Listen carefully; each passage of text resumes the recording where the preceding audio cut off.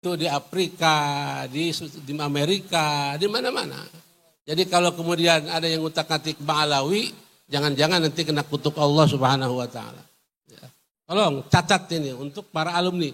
Yang lain terserah, Abi tidak ikut-ikutan, untuk alumni saja ini. Ya. Hadza rajul dzurriyyatun yani Habib Ali min dzurriyyah Rasulullah sallallahu alaihi wasallam.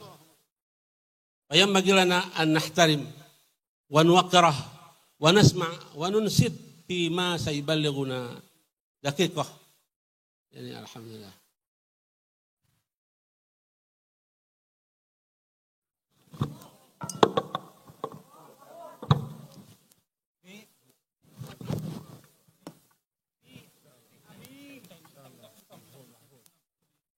Kiai pendiri dan pengasuh pondok pesantren Tahfidzul Quran kemarin ya, ketika menyampaikan mauidhah atau ceramahnya yang berisi memuji, meyakini, mengakui, mengisbat bahwa Pak Alawi itu dzurriyyah Nabi kita dan mengatakan bahwa orang-orang yang ngutek-utek ya, yang mengulik keabsahan nasab Alawi akan kualat, akan terkena azab.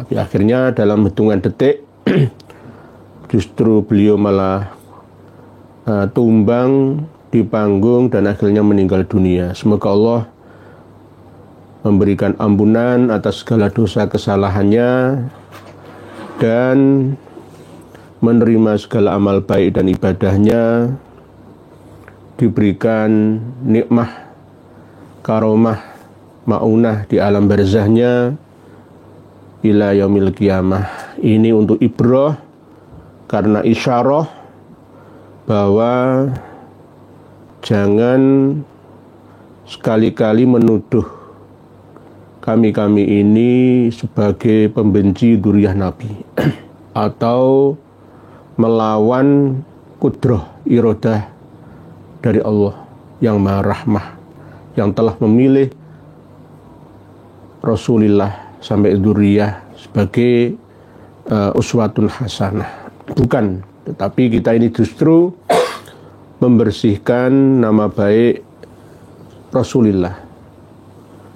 Dan bahkan kita membela mati-matian ya, jangan sampai dikotori oleh orang-orang yang memiliki sifat yang kurang terpuji.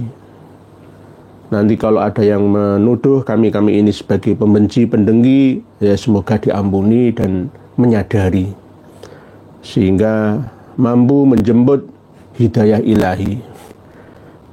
Hidup yang istiqomah, meninggal dalam kondisi husnul khotimah.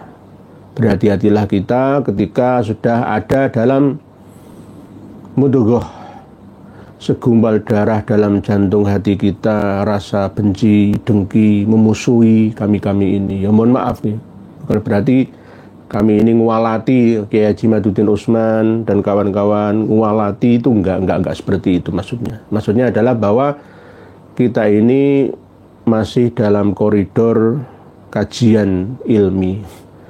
Tidak ada unsur iri, dengki, dan benci.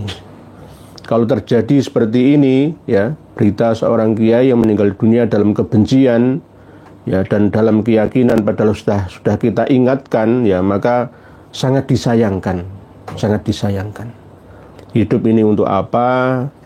Ya, hidup ini kita gunakan sebaik-baiknya untuk menggapai ridho Allah Ta'ala. Jangan kita gunakan dengan amalan, ucapan, perbuatan yang sia-sia.